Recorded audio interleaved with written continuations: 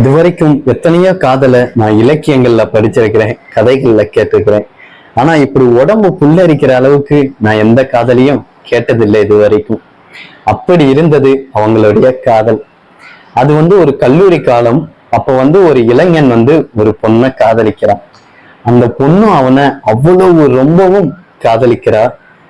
அவள் அந்த பொண்ணு அரண்மனையில வாழ்ந்தவ, இவன் திண்ணையில தூங்கி எந்திரிச்சு போறவன். ஆனா அந்த பொண்ணு இதெல்லாம் கண்டுக்கவே இல்லை சார்.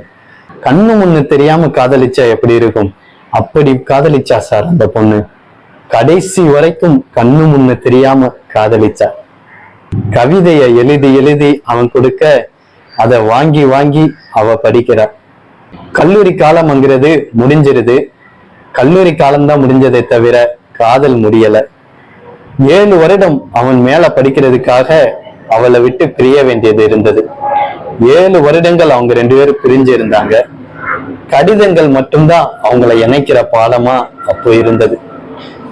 7 வருஷம் கழிச்சும் அவன் அதே பொண்ணைதான் காதலிச்ச பொண்ணையே கல்யாணம் பண்ணி கைப்பிடிச்சான். அவங்க கல்யாணம் பண்ணி ரொம்பவுமே சந்தோஷமா வாழ்ந்தாங்க.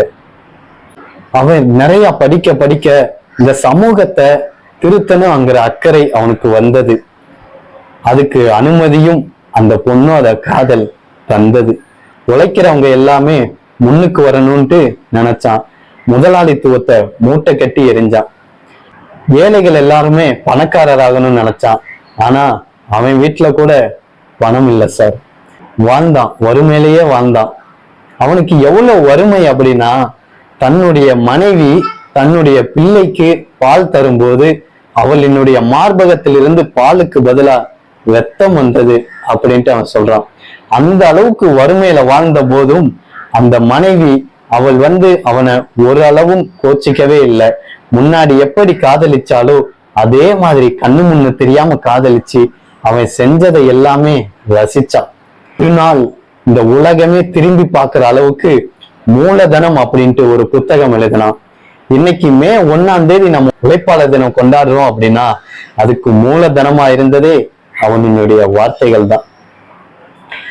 வறுமையிலேயே வாழ்ந்து வாழ்ந்து அவனுக்கு வயசாகுது, அவளுக்கும் வயசாகுது. அவளுக்கு ஏதோ ஒரு நோய் தொற்று வந்துருச்சு. சாகிற நிலைமையில அவ படுத்திருக்கிறா. அவன் அவளை பார்க்க போகும்போது யாருமே அவனை பார்க்க விடல. எல்லாரும் தடுத்து நிறுத்திடுறாங்க, நோய் தொற்று பரவிரும் சொல்லிட்டு. ஆனா அவன் முன்னாடி எப்படி இருந்தானோ அதே மாதிரியே இப்பயும் காகிதத்துல தன்னோட காதலை எழுதி அவகிட்ட கொடுத்துக்கிட்டு இருந்தான். சாகுற நிலைமையில கூட அத சந்தோஷமா படிச்சுட்டு செத்தான் சார் அந்த காதலி. அந்த காதலியும் இறந்து போனான். 1 வருஷம் கழிச்சு அவனும் இறந்து போனான். ஆனா அவர்களுடைய காதல் இன்னமும் இந்த காணொளியில் வாழ்ந்து கொண்டிருக்கிறது. யார் அந்த அவன், யார் அந்த அவள்? இந்தியாவில் மட்டும்தான் சீதைகள் பிறக்க வேண்டும் என்பதல்ல. அவள் ஜெர்மனியிலும் பிறக்கலாம். அவளின் பெயர் ஜென்னியாகவும் இருக்கலாம்.